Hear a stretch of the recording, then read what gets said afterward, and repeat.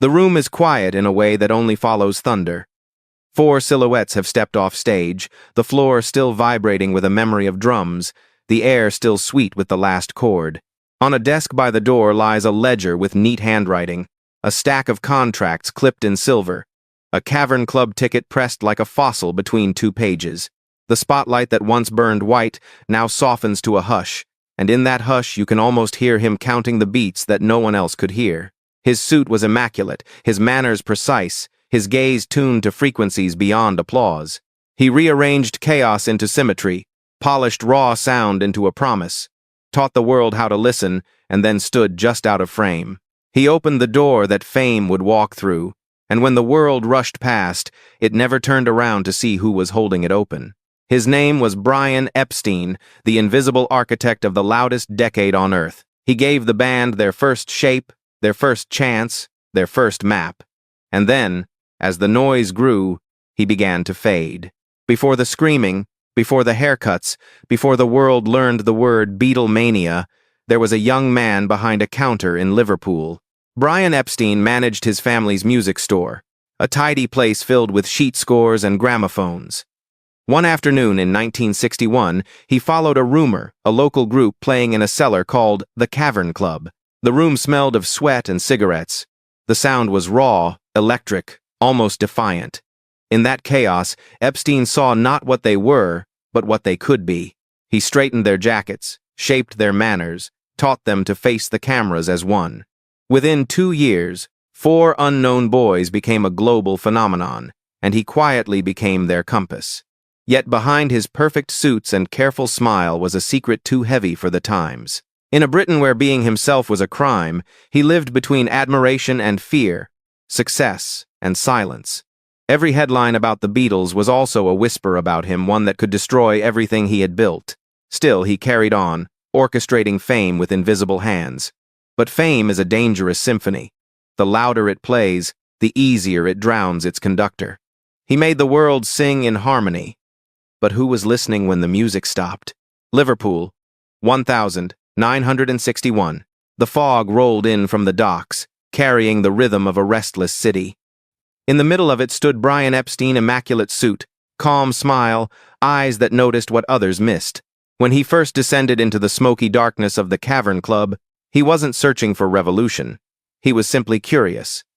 What he found instead was destiny. On that cramped stage, 4 young men thrashed out melodies that defied order. Lennon's wit, McCartney's charm, Harrison's quiet intensity, and Starr's pulse. To everyone else, they were another scruffy skiffle band. To Brian, they were raw brilliance, waiting for structure. He offered management with a promise. "I'll make you bigger than Elvis." They laughed, but they signed. Epstein's vision was ruthless in its precision. He taught them discipline, matched suits, synchronized bows. He turned noise into narrative, rebellion into marketable charm. Under his guidance, they went from basement to BBC, from Cavern to Carnegie. Within 2 years, the Beatles was no longer a band, it was a brand, an empire, a mirror of a generation. But in every photograph, look closer. Behind the boy's grin stands a man in the shadows, eyes watchful, posture proud yet distant. He didn't want the spotlight. He only wanted perfection. And for a moment, he had it, the world spinning to a rhythm he conducted from behind the curtain. Yet even then, as applause thundered and fortunes rose, Epstein was already learning the cruel paradox of creation. The higher you lift others, the smaller you become in the light. By 1964, the world had lost its quiet. Airports turned into riots, hotel corridors into fortresses, and every scream in every city echoed one name: the Beatles. At the center of the storm, Brian Epstein smiled for the cameras, his polished calm disguising the chaos that fed it. He handled the endless tours, the contracts, the interviews, the mountains of fan mail, all while carrying a secret that could destroy him if spoken aloud. In mid-1960s Britain, homosexuality wasn't scandalous, it was criminal. One careless whisper could mean ruin, prison, or exile. For Epstein, the man who had mastered every headline, the fear of becoming one himself was unbearable. He lived in quiet panic, watching for cameras that might turn, for voices that might gossip, Each day, he built the Beatles' dream while dismantling his own peace. There were rumors about loneliness, about unreturned affection, about a friendship with John Lennon that blurred emotional lines. None of it could ever be spoken. To the public, he was the manager. To himself, he was a man trapped behind the glass of fame, seeing everything, touching nothing. He sought comfort in the rhythm of work and the illusion of control. Every tour became an escape, every deal a shield. But when the tours stopped, when the noise began to fade, his private silence became deafening. Behind closed doors, the perfectionist trembled. The carefully drawn schedules hid sleepless nights. The tailored suits concealed the weight of shame. Fame, once his greatest creation, had turned into a mirror reflecting everything he couldn't be. And though the world called him brilliant, inside, he was quietly unraveling one prescription, one rumor, one sleepless dawn at a time. By 1966, the empire he'd built began to slip beyond his grasp. The Beatles had grown older, restless, searching for meaning beyond fame. Lennon was drawn to rebellion, McCartney to control, Harrison to mysticism. They were no longer boys needing guidance. They were men with voices of their own. And for Brian Epstein, the man who had taught them to face the world being left behind, felt like losing gravity. He tried to keep pace. Lavish parties in London, new ventures in theater, desperate attempts to stay relevant in an industry he once ruled from the shadows. Yet behind each dazzling evening was a quiet dread. The pills that helped him sleep became the ones he couldn't live without. Each bottle blurred the noise, softened the edges of a life that had grown too bright, too heavy. He was still Mr. Epstein in public perfect tie, calm tone, unfailing composure. But in private, friends noticed his hands trembled when he lit a cigarette. He would talk about the Beatles with a mixture of pride and melancholy, like a father describing sons who no longer called home. He had given them the world, but now the world no longer seemed to have a place for him. The press that once adored him had turned its hunger elsewhere. The calls grew fewer, the nights longer.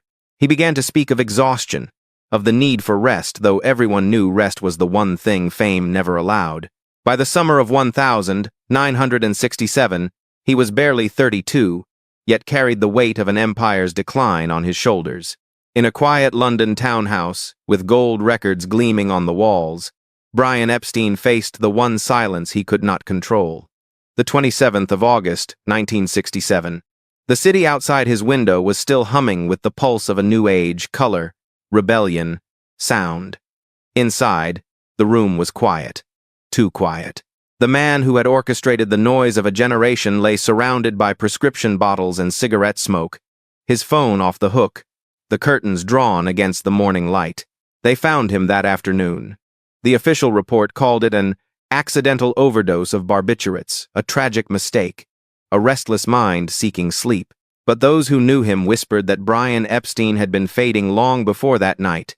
His exhaustion was deeper than fatigue. It was the kind that comes from building a world for others and finding no place in it for yourself. There was no grand farewell, no media storm.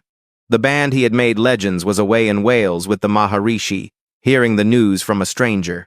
Lennon would later call it the beginning of the end. Without Epstein, the Beatles lost their center, the quiet presence who had balanced art and ambition, chaos and control. In death, he became what fame had always wanted him to be: invisible. The photographs stopped including him. The articles used the past tense. His name faded from the headlines he once engineered. Only the silence remained heavy, respectful, and unbearably final. He had once said he wanted to be remembered not for what he owned, but for what he created.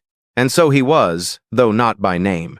In the years that followed, the world mourned the Beatles' breakup as if it were the end of innocence. But long before the band fractured, their foundation had already cracked on the day Brian Epstein left it behind. Without his diplomacy, their unity unraveled. Without his discipline, their chaos returned. By 1970, the dream he had built for them dissolved into lawsuits and silence. Yet traces of him remain, scattered like hidden signatures. In every polished interview, every tailored suit, every moment when fame looked effortless, there was Epstein's ghost. He had taught them not just how to perform, but how to become. It was his intuition that transformed four restless boys into a phenomenon that would outlive them all. Still, history has a way of rewarding the visible.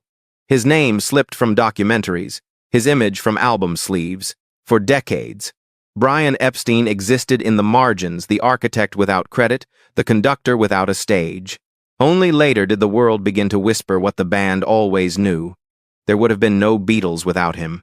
Today, his story stands as both triumph and tragedy, proof that greatness often wears a mask of invisibility.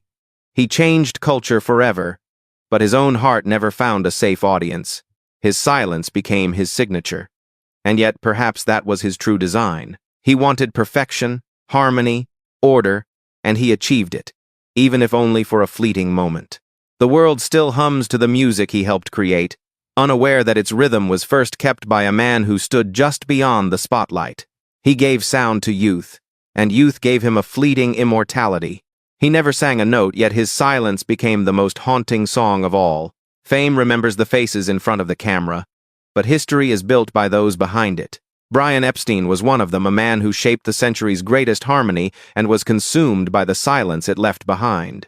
His story is not just about the Beatles, it is about the fragile architecture of genius, the loneliness of those who give everything to others and keep nothing for themselves. He was the shadow that made the light visible. Without him, the stage would have remained a basement, the music, a local echo. Yet when the world turned its lights toward his creation, it left him standing in the dark. In the grand illusion of fame, applause is loud, but gratitude is quiet. Brian heard both until one day, neither. Perhaps the saddest truth is that his dream outlived him, echoing through generations that never learned his name. Still, in every song that begins with the chime of a guitar and ends in quiet wonder, he lingers the invisible rhythm behind a revolution. Because even the brightest spotlight was once lit by his shadow. If this story moved you, take a moment to remember the man history almost erased. Behind every anthem, there is an echo behind every legend, a shadow. Brian Epstein never stepped into the light he created, yet his vision changed the sound of the world forever. Share this story, leave your thoughts below, and keep his name alive in the rhythm he gave us. Because fame fades, but remembrance keeps the light burning. Fame and shadows. Every star has its story.